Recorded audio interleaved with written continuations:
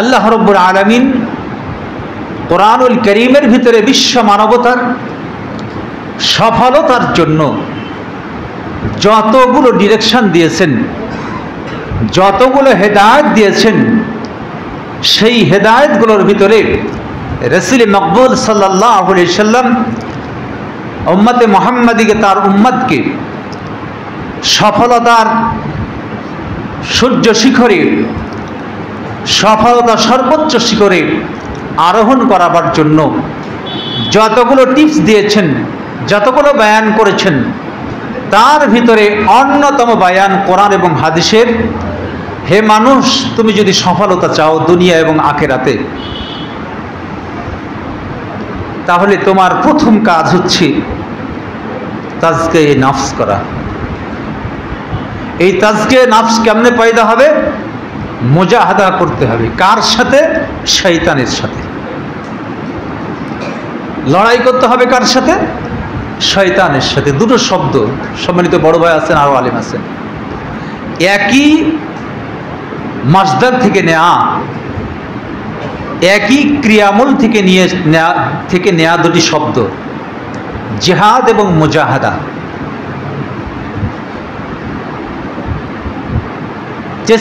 প্রচেষ্টা করা, প্রাণান্তকর প্রচেষ্টা চালিয়ে যাওয়া। কার জন্য? দ্বীনের জন্য, আল্লাহর জন্য, রাসূলের জন্য। দ্বীন কিভাবে চমকে, দ্বীন কিভাবে মানুষের জীবনে আসে, দ্বীন কিভাবে মানুষ গ্রহণ করে, এই জন্য সর্বাত্মক প্রচেষ্টা, এটা নাম জিহাদ। কিন্তু দেখুন, বাহ্যিক যে আমাদের চেষ্টা, তদবির, সাধনা, কষ্ট, প্রয়াস, এগুলো কিন্তু কম।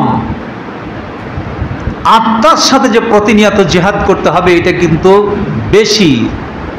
আত্মার সাথে জিহাদটা হচ্ছে সব সময়ের জন্য, 24 ঘন্টার জন্য।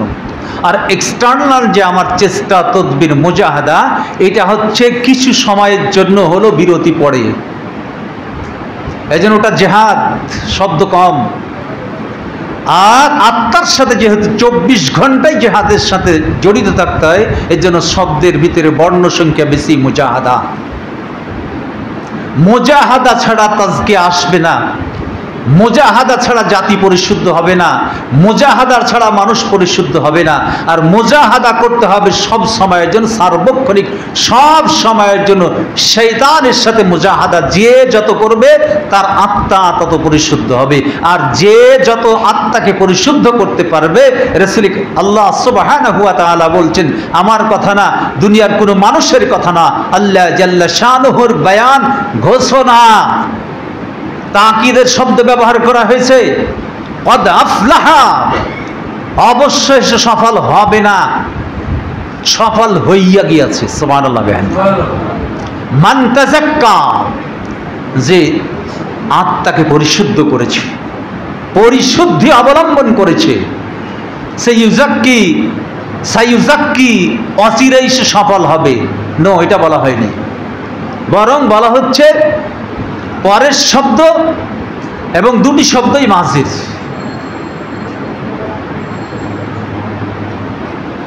ওলামা হযরত যারা আছেন বুঝবেন। সম্মানিত ওলামা ইকরাম, তাজকিয়ে নফস করলে আল্লাহ তাআলা বলছেন, শুনুন তো একটা বাংলা বাক্য, তুমি যদি এটা করো তাহলে এটা হবে, এটাই তো শুদ্ধ নাকি? বলি তুমি যদি এটা করো তাহলে এটা হয়েছে, এটা কি হলো? না। তারপরও আগে শর্ত পরে জাযা, আগে শর্ত তারপরে খবর। কিন্তু এই কোরআনুল কারীমের আয়াতের সেটিং ক্যাপাসিটিটা আমার সম্মানিত বড় ভাই বুঝবেন। মান তাযাক্কা কদ আফলাহা হওয়ার কথা ছিল, যে পরিশুদ্ধি অবলম্বন করবে, তাজকিয়ে নফস করবে, সে সফল হবে। আল্লাহু আকবার। কিন্তু আল্লাহ তাআলা বলছেন আগে সফলের কথা বলেছেন। এগুলো তাফসীর, তাফসীর তো মেলায় শুনেন, এগুলোই তাফসীর আমার সম্মানিত বড় ভাই বুঝবেন। তুমি যদি, অথবা কোনো মানুষ যদি, কোনো নফস যদি, আল্লাহর কোনো গোলাম যদি হৃদয়কে পরিশুদ্ধ করে, মনকে পরিশুদ্ধ করে, আত্মাকে পরিশুদ্ধ করে, তবে সফল হবে। কিন্তু আল্লাহ এইভাবে বললেন না, আগেই বলছেন সফল হবে সে আত্মা পরিশুদ্ধ করবে যে। তারপর আর একটা তাকিদ, মজার কথা, হবে বলেননি আল্লাহ তাআলা। আল্লাহ তাআলা বলছেন সফল হইয়াই গিয়েছে, সফল হইয়াই গিয়েছে। যে তাজকিয়ে নফস অবলম্বন করবে সে সফল হইয়াই গিয়েছে। আল্লাহু আকবার।